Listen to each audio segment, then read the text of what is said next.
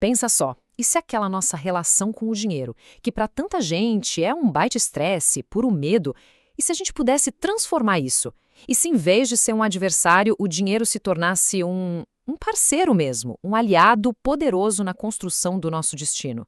É sobre essa alquimia que a gente vai conversar hoje. Olha, vamos mergulhar de cabeça nessa ideia. Essa frase que está aí na tela, ela já dá o tom de toda a nossa conversa, né? Lidar com dinheiro não é brincadeira de criança, não é para amador. É uma relação que exige, sabe, maestria. E as lições que ele ensina, nossa, podem ser bem duras, mas são valiosíssimas demais. E é aqui, olha, que muita gente erra feio. De um lado, tem aquele mito, né, aquela ideia perigosa de é só aplicar e esquecer, como se o dinheiro fosse se virar sozinho. E do outro, a realidade, que não dá para fugir, a gestão ativa. Pensa assim, é a diferença entre soltar um barco no mar e deixar ele à deriva e ser o capitão, ali no leme, ajustando as velas para pegar o melhor vento. Bom, essa jornada para chegar na maestria, ela geralmente começa com uma lição bem dura. É aí que a gente entra na primeira fase, o mestre implacável. E a primeira lição é exatamente essa: sair daquele medo que paralisa e partir para a ação. Uma ação consciente. E olha, esse processo quase sempre começa com uma experiência bem dolorida. E sabe o que é mais interessante nisso tudo? É que essa primeira grande virada de chave raramente vem de um momento de inspiração, de que legal. Não. Ela costuma nascer do trauma mesmo, do susto, daquele choque de realidade, quando a gente percebe o tamanho da própria ignorância e o estrago que ela pode fazer. A dor, nesse caso, acaba sendo o primeiro grande professor nessa estrada rumo à autonomia. Ok, depois de levar essa primeira pancada, vem a ferramenta para virar o jogo. E é aí que a gente entra no que podemos chamar de o jardim do investidor. Essa metáfora, gente, é sensacional, porque ela pega uma coisa que parece super abstrata, gestão de portfólio, e transforma em algo que todo mundo entende: cuidar do patrimônio como quem cuida de um jardim. E essa imagem aqui mostra direitinho como isso funciona na prática. Primeiro, regar. O que é isso? É fazer os aportes, né? Contribuições regulares mantendo o fluxo. Depois, podar. Esse aqui é fundamental, rebalancear. Sabe aquela vontade de se apegar num ativo que só está caindo? Tem que superar isso. Podar é cortar o que não está indo bem para dar espaço para o que pode crescer. Aí vem observar, que é ficar de olho no clima econômico, entender o que está acontecendo no mundo. E por fim, replantar. Isso é ter a coragem de mudar a estratégia toda se o cenário mudar. Simples, né? Mas poderoso. Então, resumindo a ópera, gestão ativa de portfólio é basicamente isso. É a habilidade de se adaptar ao que está acontecendo na economia, em vez de só ficar lá parado sendo uma vítima dos acontecimentos. Não é só uma técnica, sabe? É uma ferramenta de sobrevivência. E, claro, de crescimento. Beleza, mas como é que se mantém esse jardim bonito, essa carteira saudável? Primeiro, tem que estar sempre revisando os prazos e os objetivos. A economia muda, os planos também precisam se ajustar. Segundo, saber realocar o capital de forma inteligente. Ora para ativos mais defensivos, mais seguros, ora-se um pouco mais arrojado, dependendo da estação econômica. E claro, ficar de olho para capitalizar as oportunidades que sempre aparecem com as mudanças nos juros, na inflação, enfim, em tudo. É um trabalho que não para, de pura estratégia e cuidado.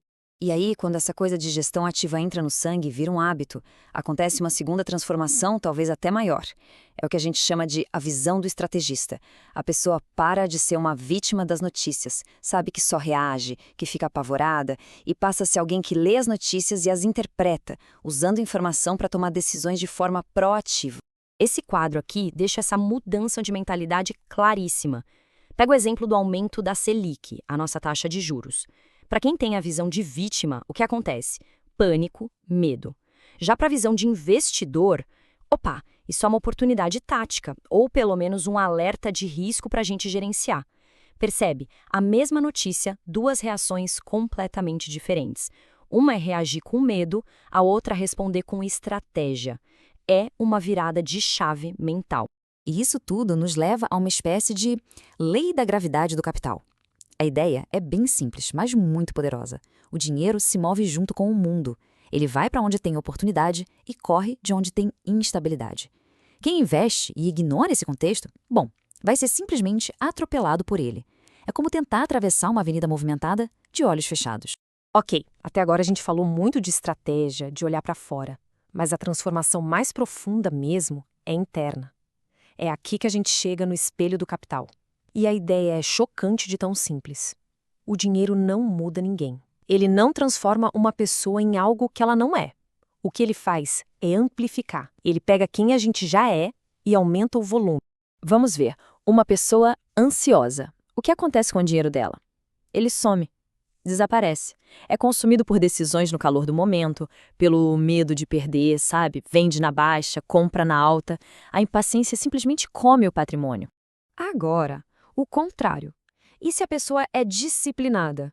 Aí o dinheiro cresce. Simples assim. Ele é como uma planta que recebe água todo dia, sabe? Os aportes constantes, uma estratégia clara de longo prazo. Isso faz com que as turbulências do mercado sejam só turbulências. Nada que abale a estrutura. E se a pessoa é inconsciente, não presta atenção nos próprios hábitos, nas emoções? Aí, meu amigo, o dinheiro domina. Ele vira o chefe, vira uma fonte de estresse, de controle, ele dita as regras da vida da pessoa. Em vez de criar liberdade, ele aprisiona. Ah, mas e se a pessoa é estrategista? Aquela que junta a disciplina com a consciência? Aí a mágica acontece. O dinheiro serve. Ele vira uma ferramenta, um servo fiel que trabalha para construir a vida que a pessoa quer, alinhado com um propósito de verdade. E isso tudo leva a gente para uma pergunta que é crucial.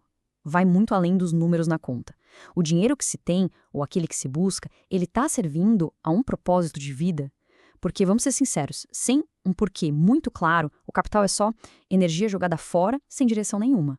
E para a gente conseguir alinhar o dinheiro com o nosso propósito, a gente chega no conceito final, o grande fechamento, o domínio do destino. E o que é isso? É basicamente integrar tudo, as lições que a gente aprendeu lá no passado, as ações que a gente toma aqui no presente e a visão que a gente tem para o futuro. É a união desses três tempos que leva à maestria de verdade. E aqui a gente vê a tal tríade do domínio. Pensa assim, o passado é o nosso grande mestre. É lá que estão as lições, os erros, os acertos, tudo que prepara a gente. O presente é o campo de batalha, é onde a ação acontece. É o único momento em que a gente tem o poder de fazer alguma coisa. E o futuro, ele é a promessa. Ele é o resultado direto das escolhas conscientes que a gente faz hoje. Viu como está tudo conectado? Um não existe sem o outro. E o que será que acontece quando a gente junta essa consciência toda com a força da matemática financeira? Aí sim, aí surge o verdadeiro poder. Não é só sobre deixar os juros compostos trabalharem sozinhos, sabe? É sobre colocar inteligência, colocar estratégia nesse processo. O tempo é importante, mas o tempo com consciência, isso sim é uma bomba. Então, a grande sacada, a lição final de toda essa análise é essa. A riqueza de verdade não é sobre o número de zeros na conta. Não é acumular cifras.